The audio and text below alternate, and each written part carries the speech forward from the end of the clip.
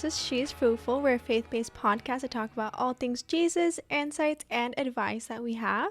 And today we're going to have a fun, maybe a little messy discussion on politics. We actually had someone reach out to us who was genuinely curious to know how Christians should navigate politics. So Gaby and I both thought that it was an important discussion to have, especially with everything that is going on. We think it's kind of a relevant conversation. So we're looking forward to the conversation and having peace between all parties. Yeah, and I'm excited because I feel like it's so taboo to talk about politics. You know, we always hear about not talking about politics at the dinner table, or don't talk about politics at work, or anything that will make anybody offended, because obviously it creates a lot of arguments. So I am excited, but also very nervous to talk about this. But yeah. If you enjoy watching our podcast, please be sure to like and subscribe. Couldn't be here without you guys. And we're a viewer-supported podcast, so if you want to donate anything, there's going to be a link in the description, as well as a QR code that's going to pop on the screen.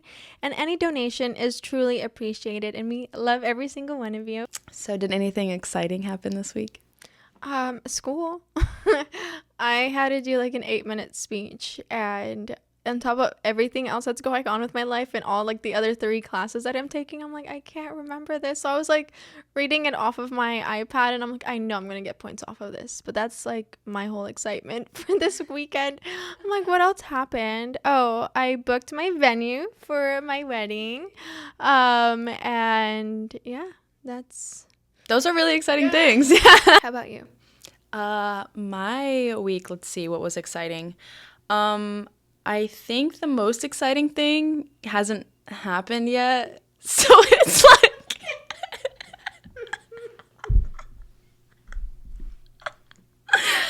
okay. This is so funny. Backtrack.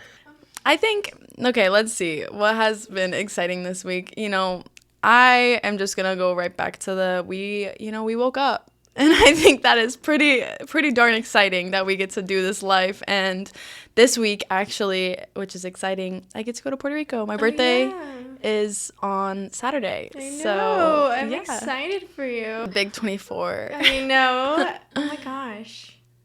Wow, I forget I'm 2 years older than you. It's like, I love that for you. First, say that we're homebodies without saying that we're homebodies. Like, that was so like, oh. what's exciting? Homework, and it hasn't happened yet. Like, I woke up today. And I'm excited to hear about your Puerto Rico. Like, I love Puerto Rico. It's so much fun. Yeah, I'm Are you really gonna visit excited. castles? We're gonna go to San Juan, so Yeah, there's 2. I'm like, I have the worst like habit of booking things and having no knowledge of what's there. Just a little research goes a long way. Funny, I'm just like, God got me. God got me. It's like, no, you don't go into the Lion's Den just because, like, Just be like it. So. So I'm gonna read this question that I had received through Instagram, and it says, honest question that me and some friends were talking about. You seem really religious and a Christian, and if that is so, do you support a person like Trump? If so, why? And to give a little context, I had posted the shooting that happened with Trump at the Trump rally, and I was talking more so about the person that got fatally shot, and he was with his family, and it was so undeserved and so unnecessary, and just causing hate like that causes so much division, and it was just a really, really sad thing. So I had posted about that, but he responded with that question.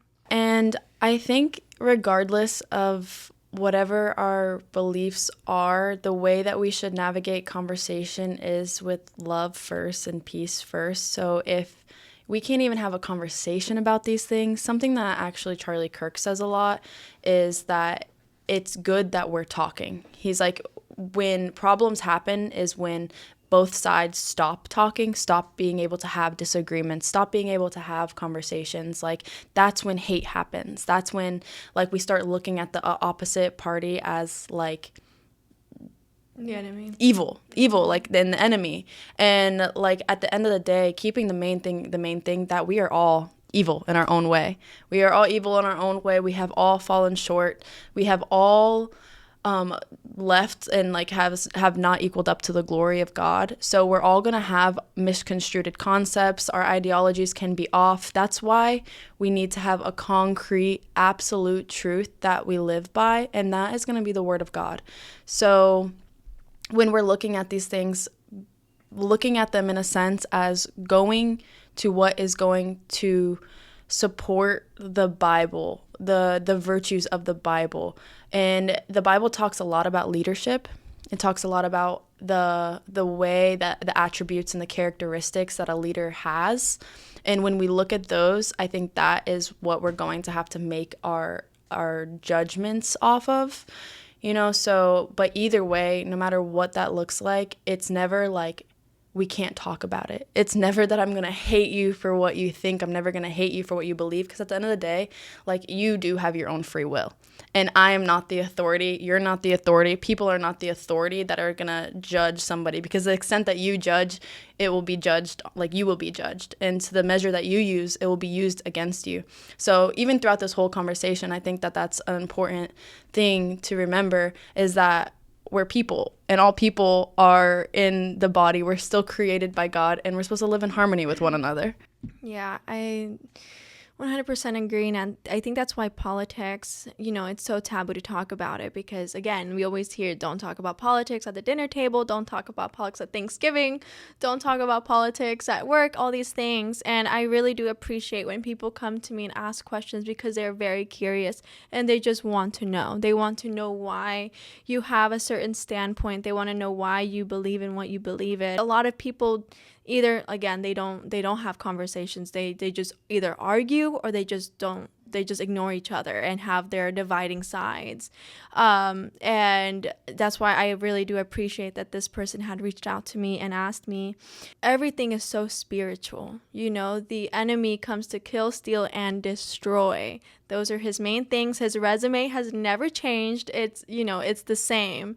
And so everything is a lot more spiritual. So when somebody gets angry about politics, and then instead of trying to have like a civil conversation with you, and they just get angry, they start calling you names. Because trust me, after posting that Instagram story about the man that got fatally shot, I received a few messages of hate and people calling me really mean names. And I was just like, I'm just talking about that guy that got shot. I've never even said I supported the certain, person that was running for office. I never said any of that.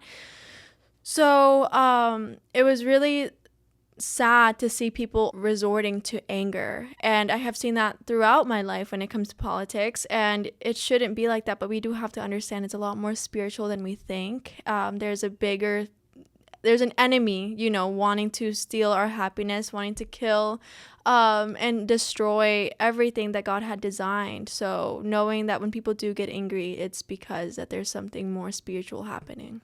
Yeah, and the overflow of the heart is where the mouth speaks. And when we're filled with so many things, especially from the world, when we're so consumed in worldly things, because at the end of the day, even politics, even talking about the government, even talking about social issues, these are still worldly things, because this stuff doesn't, like, the utopian government would be God as king, and then his people, like, underneath him, abiding by the things that he has put in place in order to have our best interest. And that's why, speaking of a spiritual battle, any kind of battle, any kind of, battle, you're going to want to know the other side. Like any good argument, any good, any good debate, what do? You have the knowledge of both sides in order to create and articulate your argument in the best possible way. I feel like a lot of times what happens is we just pick a side and choose a side because it just is like what we feel, it goes all more so about what we feel, but we have little to no actual evidence. We have little to no actual knowledge about these things. And then when you look at it at the grand scheme, you have the battle and the debate against good and evil, against the darkness and the light. And we have to know both sides. We have to know that we have an enemy, and we have to also know how he operates. How does our enemy operate? How does he think? What is he going to be pushing? What is his motives and his desire? What is his end goal? And same thing with God. We're going to be wanting to know what our defense is, knowing the same things that we're going to be looking at the opposing side.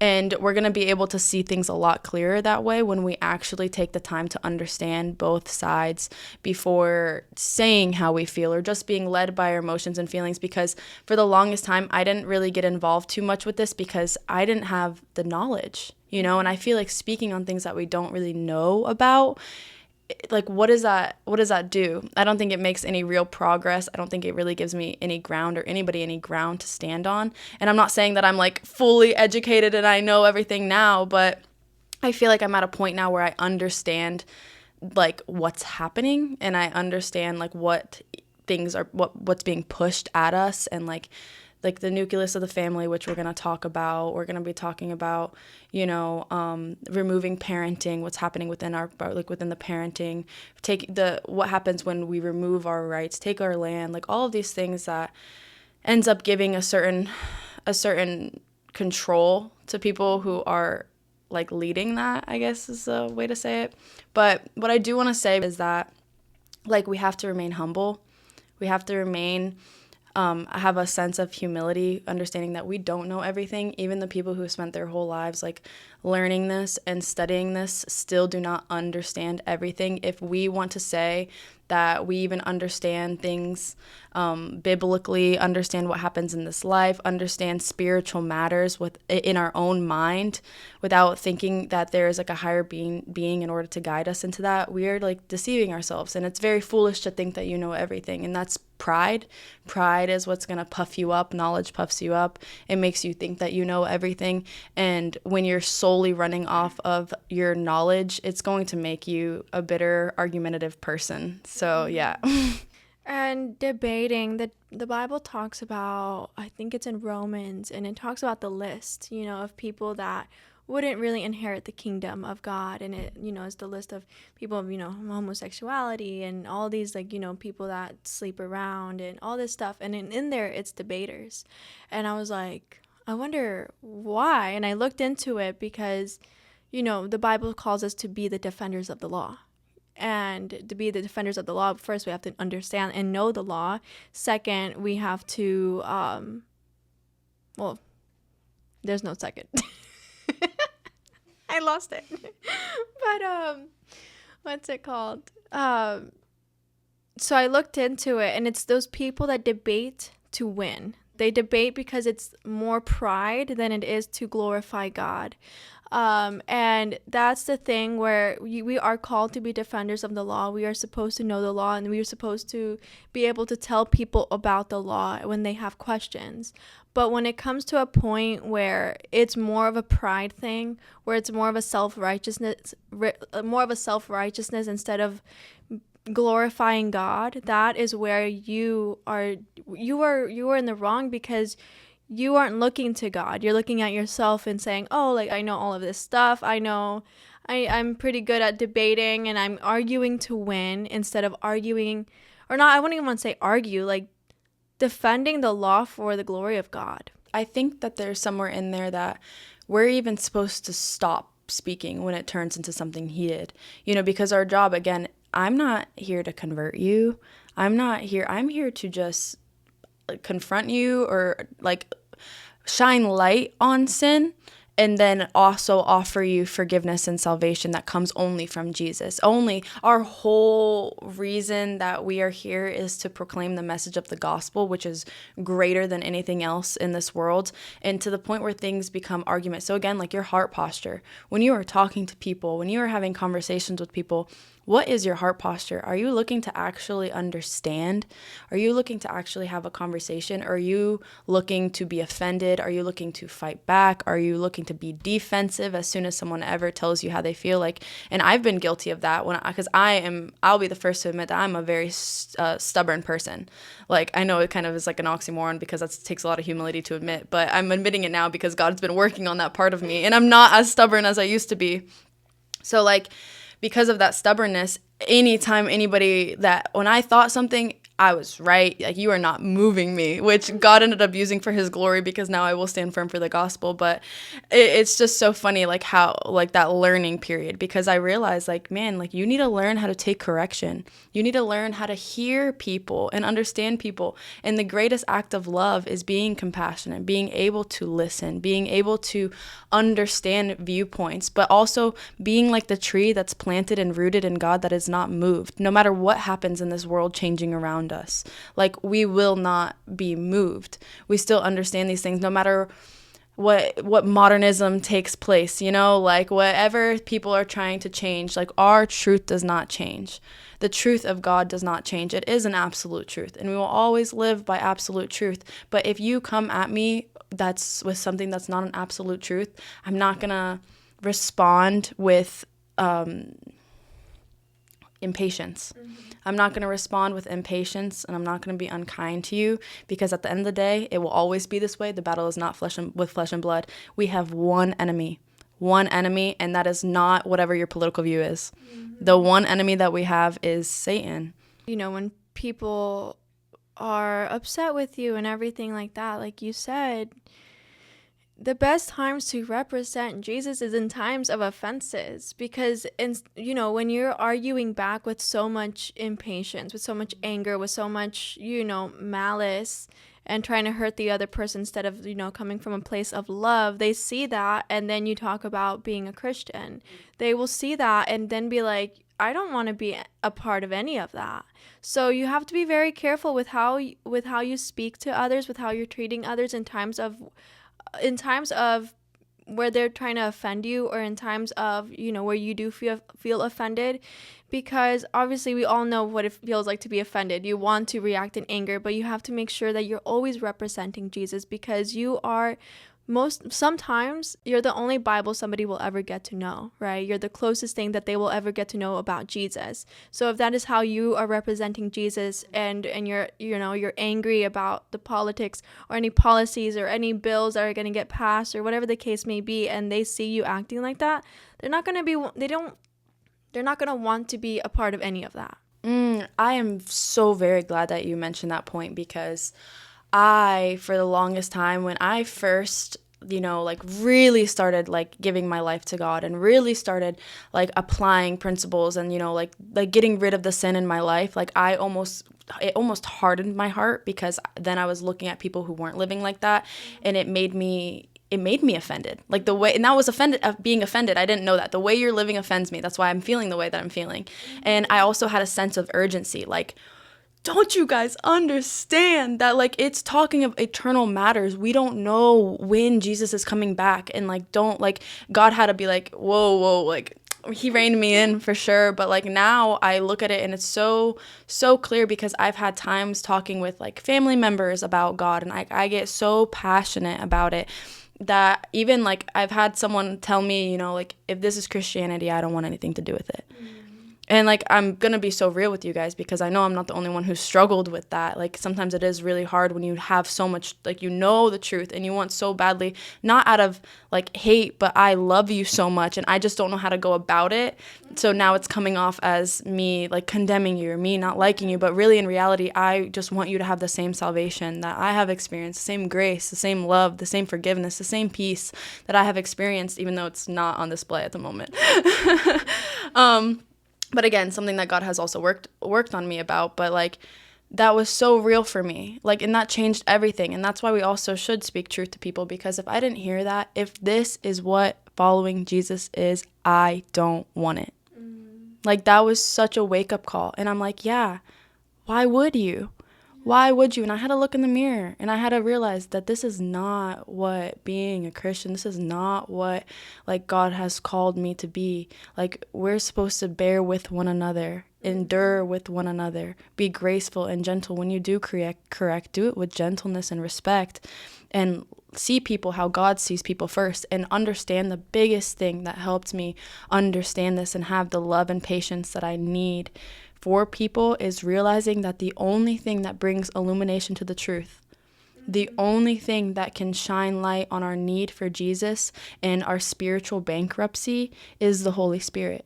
The Holy Spirit is the only thing that can reveal truth. And I have had the truth revealed to me. And what am I doing with that truth? It's not what she's doing. It's not what he's doing with the truth.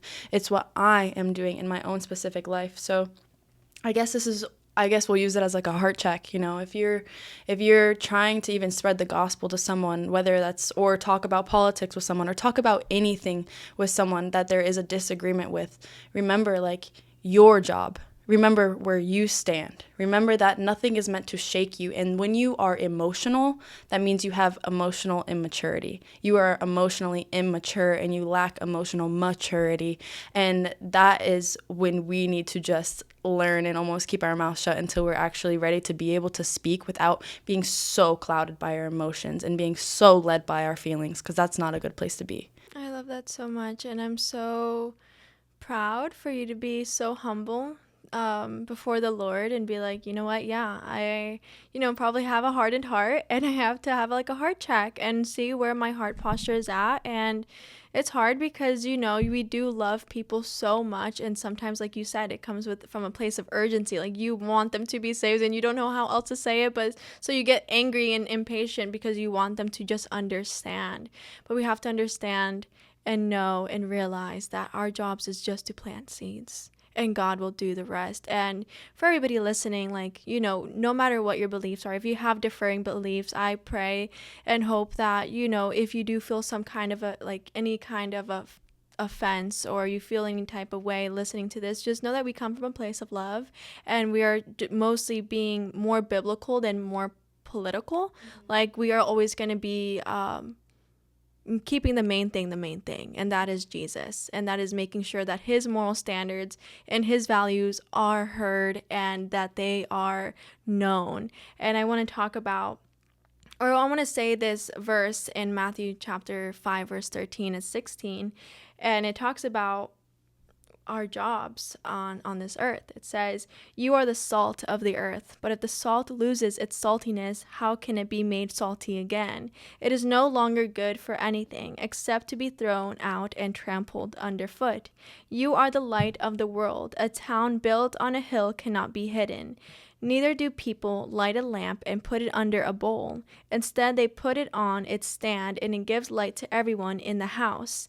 In the same way, let your light shine before others, that they may see your good deeds and glorify your Father in heaven." So again, our jobs as citizens of heaven, as children of God, we are to plant seeds. That is all we are meant to do. We are to plant seeds and let the creator of this earth, let God do the rest. He will water it. He will make sure it grows. Let him just handle it. All we have to do is plant seeds, and making sure that what we do is talking about how Jesus transformed our lives, and that chasing things, even like political issues and all these things, are fleeting. Because the one thing that will remain, the one thing that will fulfill your heart, the one thing that is always going to be the same yesterday, today, and forever is the Word of God. And that is what we are here to be, to make known, to make sure that, again, his morals and values are heard. Yeah, and, we work from the inside out. Mm-hmm. We work from the inside out. We are relational people, and we build relationships with people, and that's how we share the message. That is what the Great Commission is, and that's how we fulfill it. Yeah, sometimes it's on a grander scheme, because we look at Billy Graham and everything like that, but, most of the time it's in the mundane. It's in how you navigate your everyday life. So with that being said, should we as Christians who practice, the so-called religion and these virtues, should we be even talking about politics, or should we just be preaching values?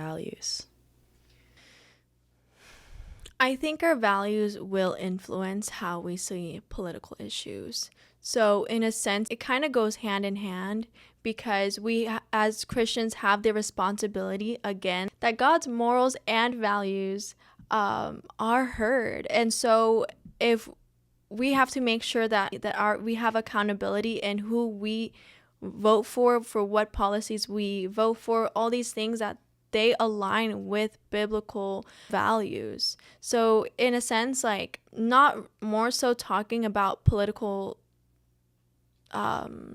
political things, but more so making sure the main thing is the main thing, and obviously that will influence your political views. Yeah, absolutely. And so our calling, what we're mandated to, is to spread the gospel.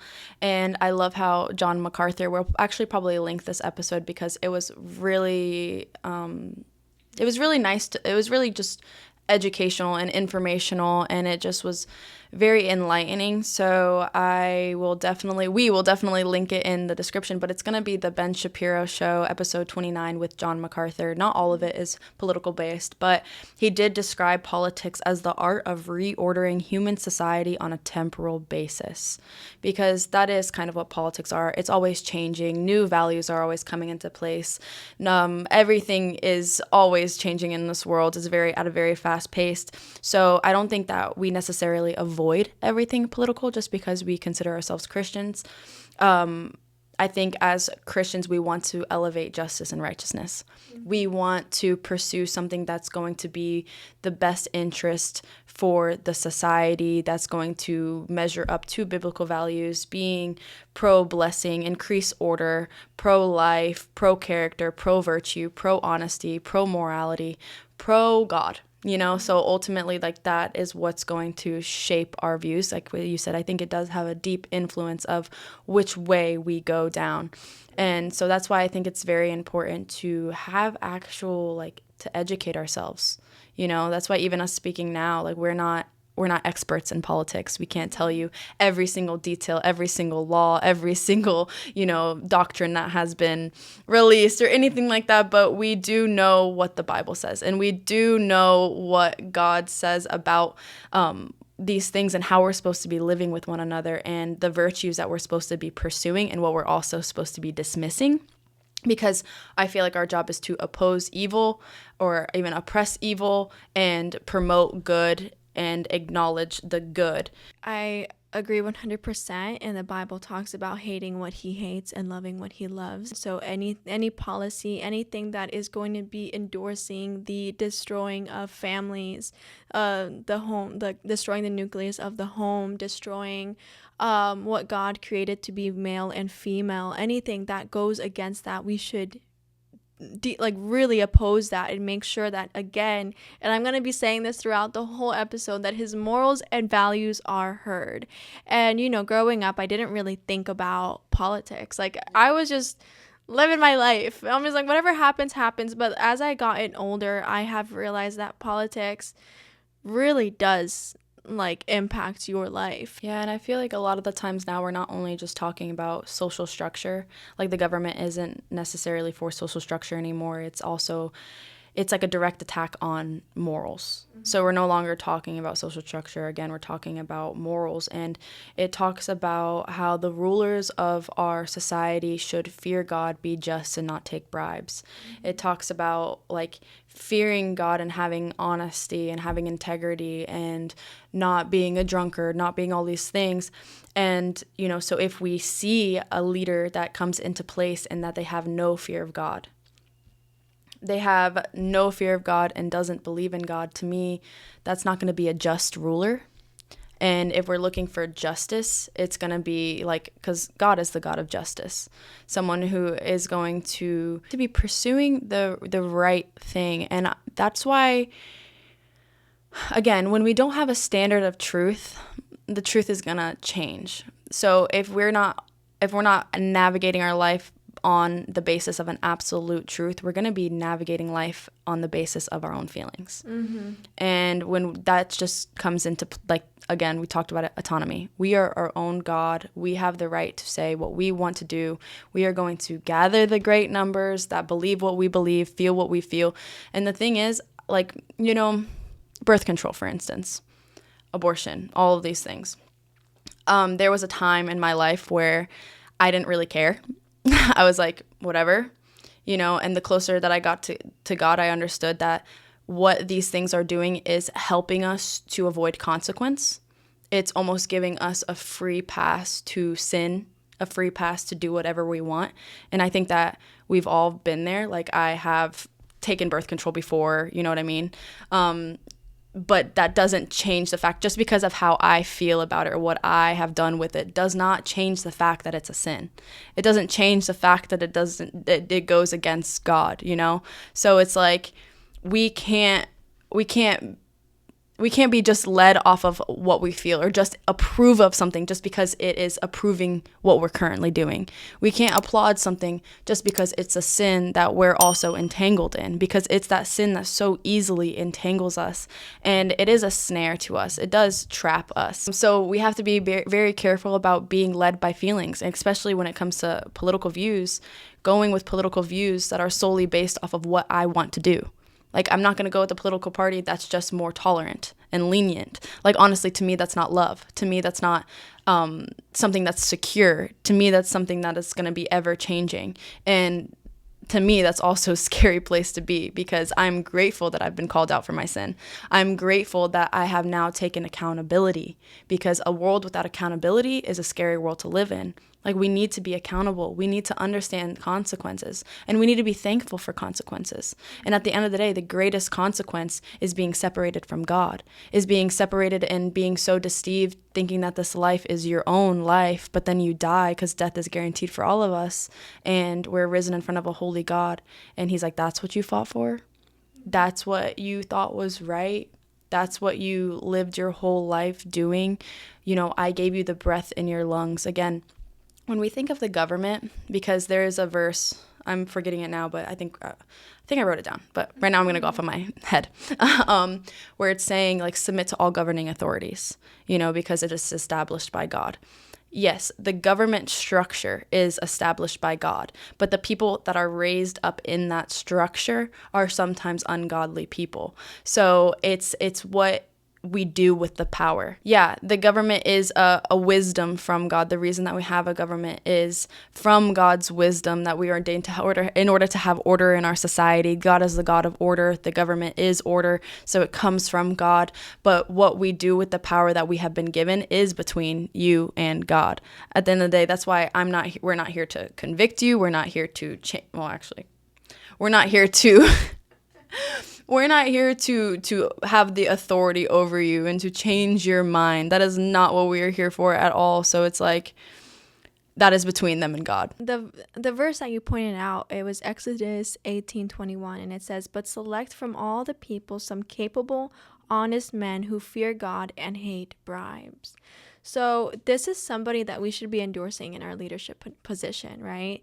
They must be just. They must fear the Lord. We actually just had an episode about fearing man versus fearing God and what it looks like. That is the type of leader we want running our country. And we have to look at parties, because, again, every person that comes into leadership position is going to fall short. We're humans. We're sinners.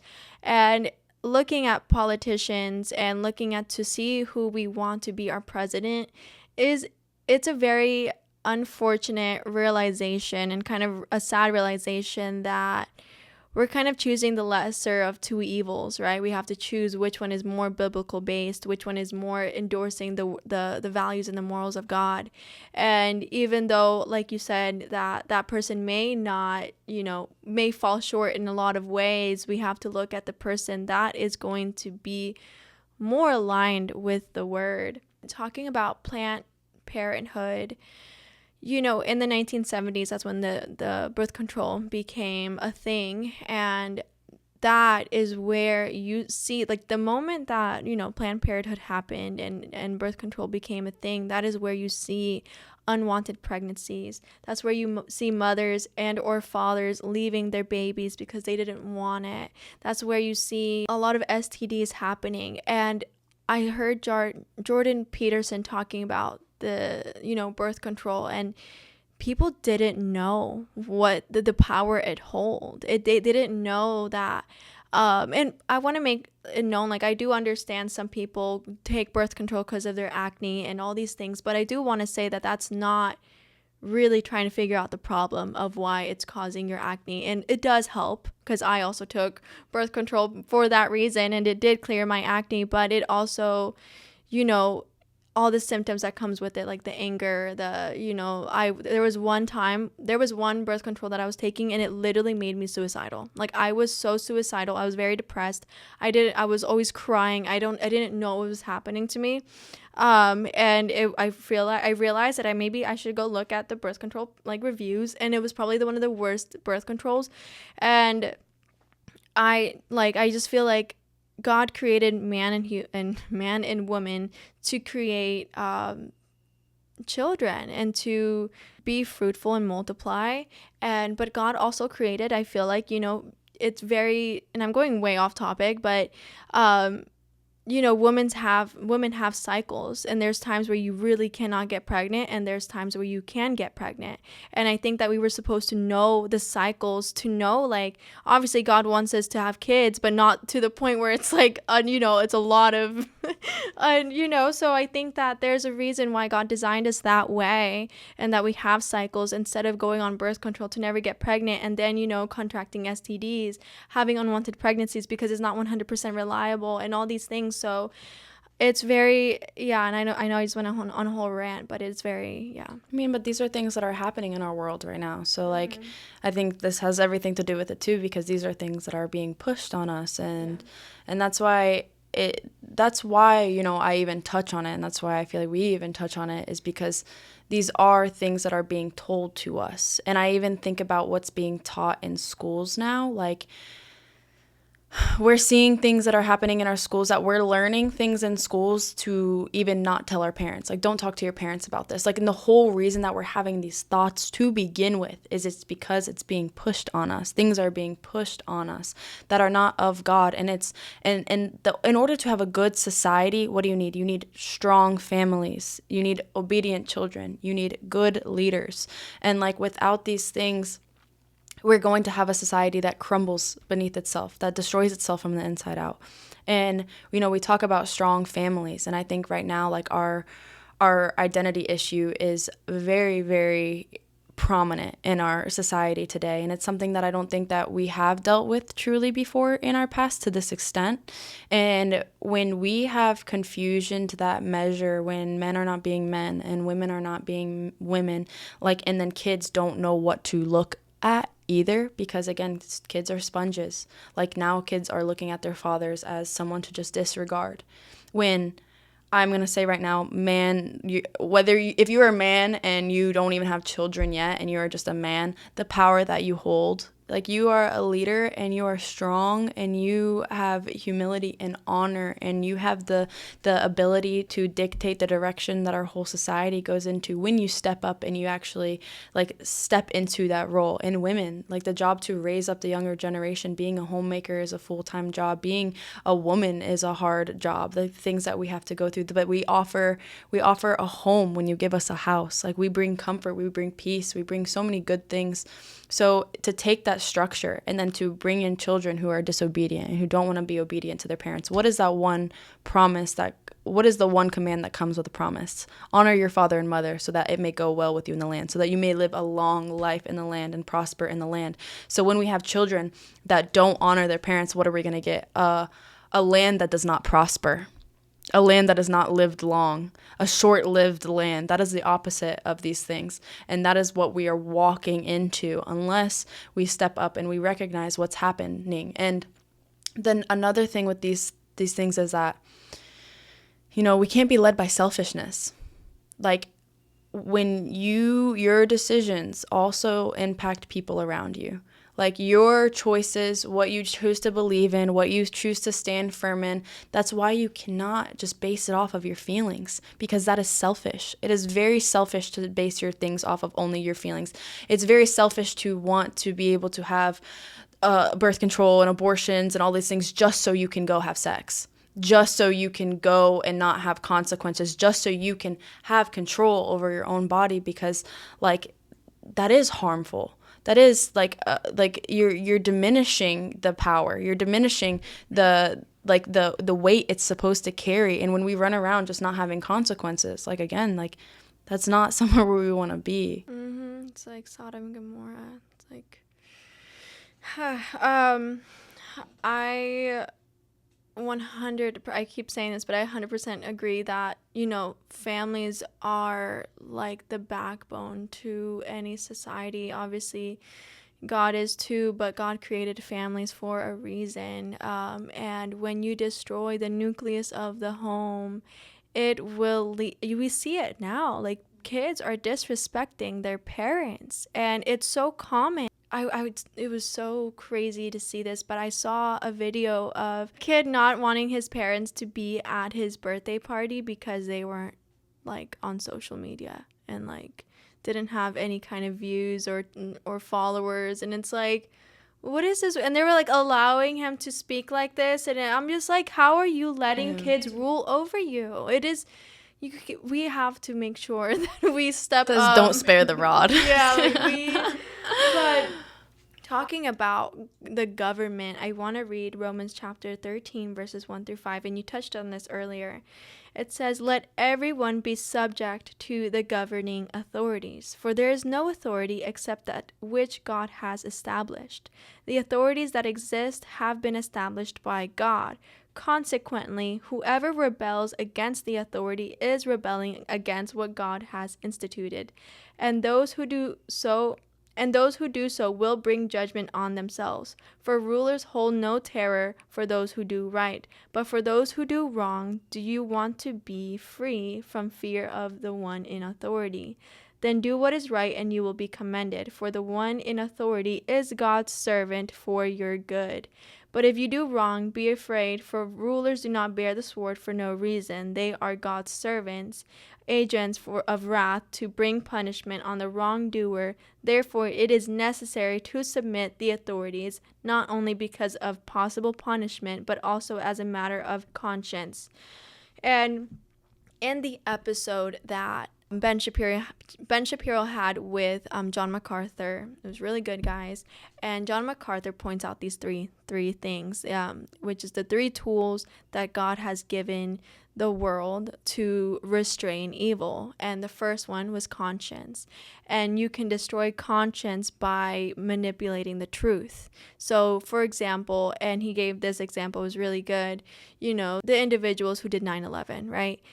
In their minds, they thought that they were doing what was right. They literally thought that what they were doing was right. And when you manipulate the truth, the conscience can be destroyed. The second one was the parents.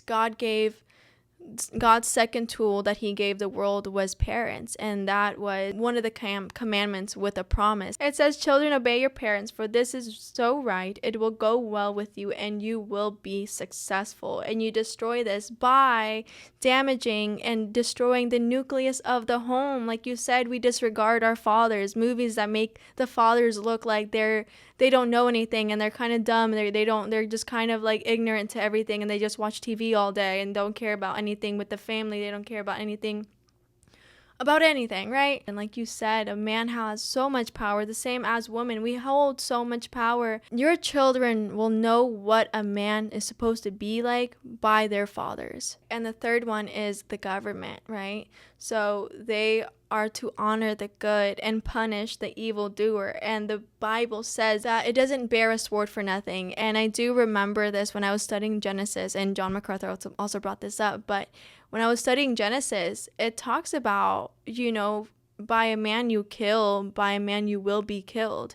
Because, I can go into it, but it says when you kill somebody, the blood of that person screams to God. And that's why when you see Cain and Abel, and God says, his blood screams, your brother's blood screams out to me. It is because it's something so sacred. That's why God gave and instituted the capital punishment, was to restrain that evil. And we see what happens when evil is not restrained, in the Holocaust and the 9/11 and all these really big terrorist things that have happened and has killed many, many people, like millions of people. We see what happens when evil is not restrained. So you keep it by your conscience, and you don't tamper with the truth. You keep it by with the parents, with the family, and you make sure it's maintained, and you make sure that everybody's honored and is respected. And then with the government, that you honor your authorities. Yeah, and like the conscience only works, again, if you have a defined belief system. It's so true. So when that belief system is faulty, it makes us do so many things. And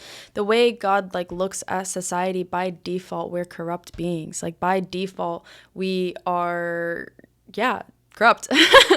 And then we think about exactly what you're saying. When evil is not restrained, what happens? Or like when everybody who is just hungry for power, what happens? And you mentioned the Holocaust, which is kind of very interesting, because what happens when the church doesn't stand up for things? So there was this guy named Dietrich Bonhoeffer. He was a Christian, and he stood for the German church during that time. And 2 days after Hitler was elected as chancellor, Dietrich went on to a radio show. In this broadcast, he was pretty much describing what a leader looked like biblically. It directly challenged Hitler and his principles, and it actually ended up getting like shut off before he can even finish the service. And so he was already getting stopped, and there was something later on that happened called the Rorschach fire or something, where they lit fire to pretty much, it's the equivalent of blowing up the Washington, D.C. So it was kind of directly going against what Hitler was doing, and he called the German church to stand against these evils, and a lot of them didn't. A lot of them didn't want to stand up, and a lot of it was fear-based. Like if they stood up, they were like subject to a lot of fear, so they didn't want to stand up. They didn't want to go against things, and he urged the churches to reject it. And as a Christian, he saw what was happening to the Jews, and he saw that millions of Jews were being killed, and everything was like what was happening and unfolding before their eyes. And before this all happened, like they had no idea. Again, we have no idea what things are going to turn into. That's why wisdom is applied knowledge. Wisdom is seeing what's going to happen before it happens. That's why God already says what's going to happen when we don't keep biblical principles. He gives us these guidelines. He gives us these tools. He gives us these rules, I guess you can say, or these laws in order to keep us safe, in order to keep us with joy, in order to keep us in harmony and with unity. Like these things are not to restrict us. These things are not to tear us apart. They're meant to prevent. They're preventative measures that we should take. They're precautions that we should be putting into place. And when you look at it like that, we don't allow history to repeat itself, because that's what's happening since the beginning of time. It's a cycle. We have always, nothing is new under the sun. Ecclesiastes, one of the wisest man, Solomon, the wisest man on the earth, was literally talking about how nothing is new under the sun. Meaningless. We toil, we work all day just to give whatever we work for, to give to others. Like there is no purpose in that. That's why he always brings a purpose back to God in that. But with that being said, he also says nothing is new under the sun. What we're seeing that's happening now, it happens in different ways, but it's not new. Mm-hmm. Corruption is not new. These things are not new to us. And like that's why we have to be very aware of when we see these things happening and stand up for our beliefs. We have to make sure that something that actually John MacArthur said in the beginning of that is that you have to confirm, like when all these movements and all these things are coming into the place, like we are pressured to confirm them.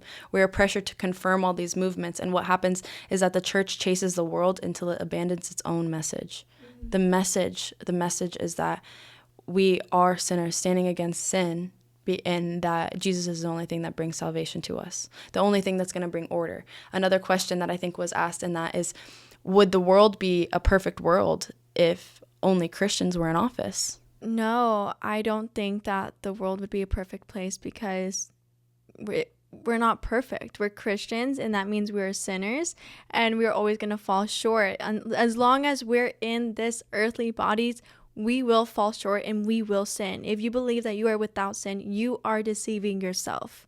I'm going to make that clear.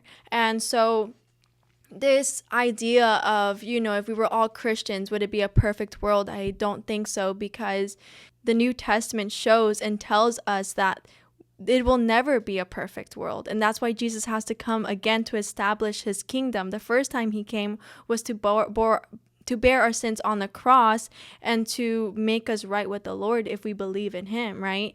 But the second time is to establish his kingdom and to bring back to collect his church, to kind of gather his church and bring them with him. And so, no, I don't think that will ever even be the case. And I don't think that, because we're Christians, and that means we're sinners again, and we're going to fall short. Yeah, and you're so right. And they tried that, which is what's funny. Like, around the 3rd century, when Constantine came into place, or it was Augustine, Constantine, Augustine, one of them, forgetting. We can fact check me. When he came into place, he was pretty much like, okay, like we're all going to be Christians, because that's what happened. He got into the imperial government. The church was established again. They removed people that were not following biblical doctrine, and they replaced it with priests, replaced these people in government with people who followed God. And what did they do? Okay, everybody's going to be baptized. They were baptizing babies. Everybody's just a Christian. Everybody's just a Christian, almost like a state. John MacArthur talked about it. He called it a state-funded Christianity, which I thought was so interesting, because right after that is when we see the Dark Ages. It's when we see things in complete chaos, because instead of having an actual relationship with God, instead of having, our lips profess him, but our hearts are far from him. And that's what it looks like. So we're saying, just because we're saying, hey, we're a Christian, we follow these principles, your heart can still be very, very far from God. And it is about having a personal relationship. So having a bunch of Christians in office means nothing unless these people are actually following biblical principles. And even then, they're going to fall short. Even then, having that much power, having that much authority. And that's why sometimes I'm like, guys, you got to give the president some grace, because they are leading an entire nation with millions and millions of people that are inhabiting the United States, and whatever other governing authorities there are established anywhere else. Is that the reason it's not an easy job. I'm sure the pressures are crazy. I'm sure it's a lot coming at them from every direction. So that's why we're supposed to pray for the leaders in our nation. We're supposed to pray that if they are off, that God corrects them, that we're supposed to be praying for their heart posture. We're supposed to pray for our nation, pray for the leaders of our nation, pray for the leaders of our church, pray for the church body. I love how all throughout the New Testament it's saying, I always remember you in prayer. I always remember you. I always remember you. Like, are we praying? Are we a praying nation? Because we should be. And if you're not a Christian, are you guys praying? Are we praying for the things that matter? Is there grass growing in our fields? Are there weeds growing where we should be praying? Because I love how the founder of the Salvation Army, he was a man of great prayer. His heart was broken on behalf of people, and his prayers showed that. He even said to these people, I forget where they went on a missionary trip. I might be getting my stories mixed up a little bit, but the basis of them was so pure and so good, and they were having no success. They were these missionaries, I believe it was in India, and they were having no success with the gospel. And they sent him a letter 6 months later, discouraged, and he literally replies back with 2 words: try tears. Try tears. We should pray to God that God breaks our hearts on behalf of the people, on behalf of the lost. We should be so distraught and praying out to God for them, interceding on their behalf, bringing them to God's throne too, because sometimes we don't know. I couldn't imagine if I didn't know, and I didn't have people praying for my soul, people praying to fight for my salvation, and I'm so thankful that I have it now. Yeah, so when it comes to this, I guess the last thing I'll just say is not only pray for our nation, but just crave order. It says that the one who hungers and thirsts for righteousness will be filled. We should be hungry for righteousness and thirsty for righteousness, and we should be searching to try to honor God in everything that we do, in the little and in the big. So, yeah. Yeah, and something I want to add to the whole prayer thing. Yesterday at the service, the pastor was saying something so good. It was majority about faith and having a different set of eyes, but something he said about prayer was that a prayerless Christian is a powerless Christian, because the way we have authority, the way that we have power is when we pray to God, because the power comes from him, the authority comes from him. Praying to him is realizing that he is the one in authority. So when you're a prayerless Christian, you're a powerless Christian, and you have to pray to the Lord, you have to cry out to him. And I'm such an empathetic person. Like, I cry when things that I don't even know people online that something happened to them, and I will be crying my eyes out. We have to be more empathetic. We have to be more heartbroken for our country, not for just our country, but for our world, for everybody in this world, that we have to cry when they cry. In the Bible, it says to carry each other's burdens, and in that way we will be fulfilling the law of God. How beautiful and how intimate is that to carry each other's burdens is to fulfill the law of God. And so we have to be there for each other. We have to be heartbroken for the world. I look at the prophet Jeremiah. He was known as the weeping prophet, and I am right there with him, because I cry out. I get really sad about things that happen in the world. I see people that are so lost in their identity. I see murder. I see wars happening and things that I'm just like, there is so much chaos and so much like evil in this world, and we just need Jesus. So I, again, carry each other's burdens, be heartbroken for each other and carry them. And it means to literally place their burdens onto yours and cry and feel what they are feeling. Yeah, absolutely. And sometimes it's like, oh, what can I pray about? There's always something to pray about. Like especially when we take the eyes off of ourselves and we put it on the world around us. So with that being said, we hope you guys enjoyed this conversation. And, if you have any comments or anything that you'd like us to touch on, or maybe even a podcast that you'd like us to, do an episode on, please drop your comments in the comment section. And if you like watching our podcast, please be sure to like and subscribe. Thank you for tuning in. And this is a viewer-supported podcast, so if you want to donate, there's going to be a link in the description, as well as a QR code that's going to pop on the screen. And any donation is truly appreciated. We appreciate every single one of you guys. And like Ari says, we really do look at all the comments. So even if you have any differing beliefs or any disagreements with us, like, let us know, and we would love to talk to you about it and just know what you guys are thinking. And again, if you have any topics that you guys want us to touch on, we would love to do an episode on it. So until next week. Bye-bye. Bye.